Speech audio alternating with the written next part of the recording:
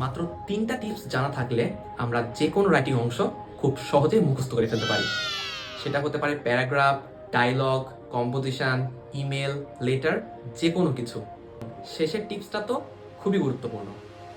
Tips number 1, আমরা যখনই কোনো রাইটিং অংশ পড়ব, সবার প্রথম কাজ হবে রাইটিং অংশের ভিতরে যেসব কঠিন কঠিন ওয়ার্ডগুলো থাকবে সেগুলোর মিনিং আমরা মুখস্থ করে ফেলব এবং পড়ার সময় সেটার বাংলা অর্থটা যেন আমাদের মাথার মধ্যে থাকে।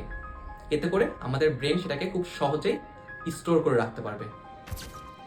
2 নাম্বার টিপস হলো পুরো রাইটিং অংশটাকে একবারে মুখস্থ করার চেষ্টা না করা। এতে করে আমাদের কোনো অংশই খুব তাড়াতাড়ি মাথার মধ্যে থাকে না। 3 নাম্বার এবং সবথেকে গুরুত্বপূর্ণ টিপস হলো বারবার রিপিট করার মাধ্যমে পড়া। আমরা 2 লাইন করে মুখস্থ করার চেষ্টা করব এবং সেটাকে না দেখে বলার চেষ্টা করব।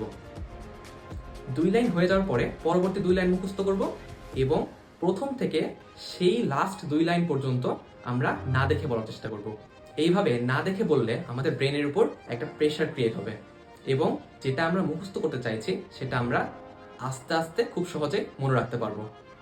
তোমরা অবশ্যই এই টিপসগুলো মুখস্থ করার সময় অ্যাপ্লাই করে দেখবা। ভালো লেগে থাকলে চ্যানেলটাকে সাবস্ক্রাইব করে নাও এবং ফেসবুক পেজটা ফলো দিয়ে রাখো।